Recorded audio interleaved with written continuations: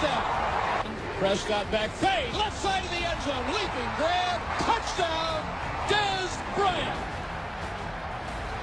Prescott slant Dez 5 to the goal line, touchdown, Dez Bryant, second of the day. Here's a handoff, Elliott. Hurdles a man, first down. Let me have some more. Gobble it up. Feed me. Yeah, the real deal. The rookies looking like vets. And with the win over the Ravens, the Cowboys improved to an NFL best 9-1 as the Cowboys keep winning. The rest of the teams in the NFC East are doing their best to keep pace. The Giants remain 2 games back with a win over the Bears and the Redskins. Over the Bears. The Redskins remain 2.5 games back with a win over the Packers, while the Eagles drop 4 games back after losing to the Seahawks. Ryan Clark still here with us, but Max, I want to start with you. Which team in the NFC East has the best chance to beat the Cowboys in the division? And you know what I'm going to say, and it's true. The New York Football Giants actually is the answer. It's the answer. Now look, the Giants are a fairly typical NFL team. They're about as good usually as their opponent week in and week out, and they've gotten a little lucky. Most teams in the NFL with winning records are fairly typical teams that have gotten a little lucky. There are very few actually good teams and actually bad teams. The Cleveland Browns are actually bad. The San Francisco 49ers are actually bad. The Patriots and the Cowboys are actually good. Most other teams fall somewhere in the middle. But in the NFL, sometimes it's better to be lucky than good. So I'm acknowledging the Cowboys are better than the Giants right now anyway, and they look fundamentally like they'll also be a better team as time goes forward. However, Giants beat them at Dallas. And they have 2 more games. Each team has 2 more games. And in Week 13, the Giants get the Cowboys at Giants Stadium, at MetLife. The question is what happens in the intervening weeks, because if the Giants can pick up a single game on the Cowboys before then and then beat them at home where they've already beaten them on the road, that's 2-0 against them. They'll have the same record, and that puts the Giants in the catbird seat in terms of winning the division. So then you look at the schedules, acknowledging that the Cowboys are the better team. Still, look at the schedules. Here are the 4 teams they play. Washington, Minnesota, Pittsburgh, and Cleveland. What's the weak link? Cleveland. Now Dallas has to go to Washington, gets Washington at home, but that's a divisional rivalry game against a hot team. And then they have to go on the road against Minnesota, has a tremendous home field advantage in Minnesota against an excellent defense. The Giants go to Cleveland, and then they go to Pittsburgh, who's not an unbeatable team. So actually, the Giants have the much softer schedule because they get to play the Browns. And if they can pick up that 1 game and beat Dallas at home, they'll win the division. I'm not saying that any team's going to win the division other than the Cowboys. I'm saying the Giants are in the best position to do it. All they got to get is a little lucky. Shout out to Landon Collins.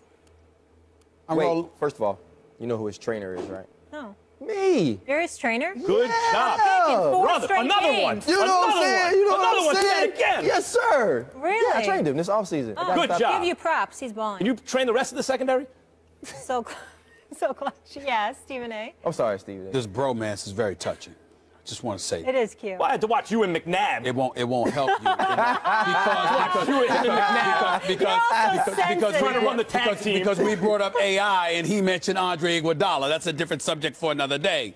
Even though I got love for Iguodala. Here's the deal. Here's the deal. He can play. He's just not that dude. And he went to He's the not bench and that they won a dude. championship. Oh, just stop it. You're embarrassing yourself. Almost getting your basketball card stripped. Just stop it. Here's the deal. The Washington Redskins are the team that I believe has the best chance. Scheduling-wise, obviously, it's a bit tougher than the Giants. I get that. Here's what I'm thinking about. Dallas is always playing at an advantage. That wasn't the case yesterday because Baltimore's #1 ranked defense came in the house and made it tough for them in the early going, and Dallas showed up in the second half, particularly Dak Prescott, who was 6 for 6 in the fourth quarter. We get all of that.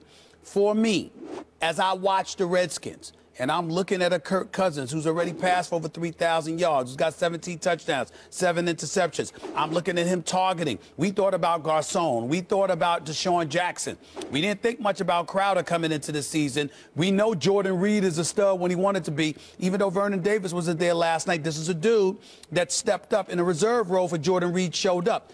Redskins have the #3 ranked passing attack, and this kid, Robert Kelly, filled in nice, ran for 137 yards yesterday. Matt Jones could play, so we look at it, even though he didn't play last night. We look at these guys, and I'm saying from an offensive standpoint, they're potent enough. When I look at the Giants, they make things a bit too interesting for me.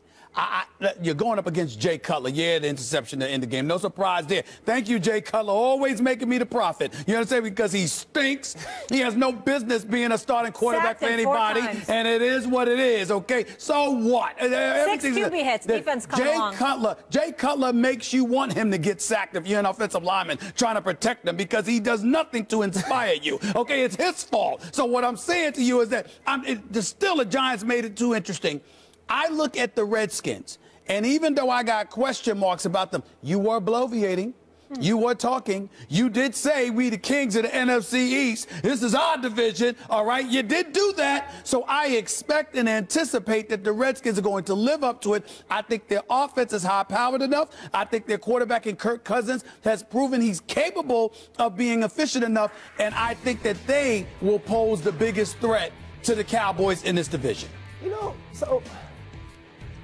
Guys, this is what happens when I get to come on every Monday. What?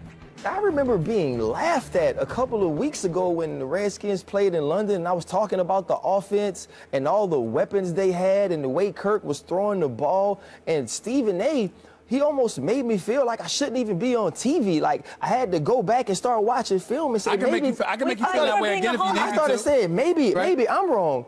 Did he just repeat all the stuff I said on that show? Sort of. Wow. And you're still wrong. Ubiquitous on how do you get still wrong? How does that happen? Because it's a different question.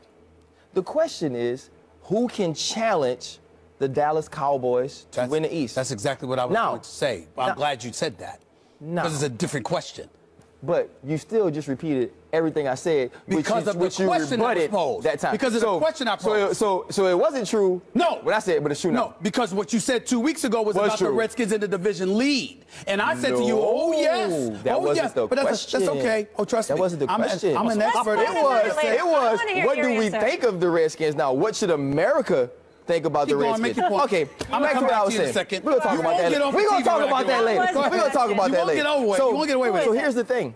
The Washington Redskins are exciting. I love their offense. I love the pieces they have. The New York Giants have just as many pieces, maybe a little weaker at the tight end positions, but when you talk about the guys that Eli has to throw to, they're all over.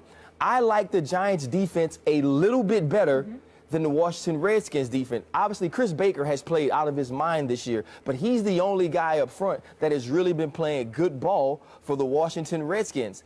And they can score when playing the Dallas Cowboys, but we all know it's not about that. It's stopping Ezekiel Elliott. It's trying to win time of possession. And when you're a pass-happy offense, you have to be able to stop people. Washington can't do that. The Giants have shown the propensity for the big play defensively. It's not necessarily a dominant shutdown defense, but it's a defense that has shown that they're opportunistic. If you make a mistake against them, they will make you pay. They've now found a way to get a rush on the quarterback. And this is in no way, and I think all three of us are saying this is in no way saying these teams will win the NFC East. Correct. We all believe the Dallas Cowboys are the class of it. But if you look at the schedule, if you look at opportunity, if you look at the team that gets the Dallas Cowboys in a place they want to play them, the New York Football Giants, as you say, Max, have the best chance to come along and dethrone them to win the NFC East.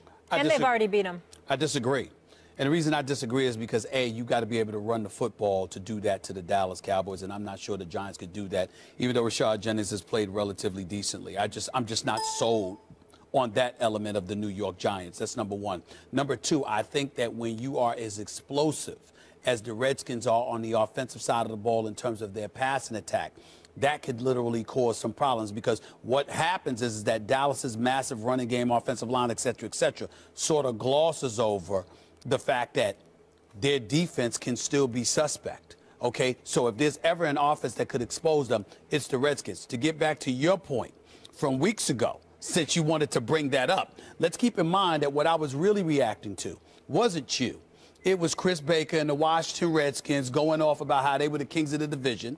Then I called them out on it. Then I go on a radio show on national, in D.C., and my man Doc Walkers, who's my brother. I love that man. Him and Brian Mitchell, who I'm cool with, but got a bit sensitive that day, but he's good people. They came to the defense of the Redskins. So I was reacting off of all of that stuff. Then you tried to piggyback on top of all of that to protect your brethren. And I said, excuse me, show me what you got. because I believe in the Redskins' talent.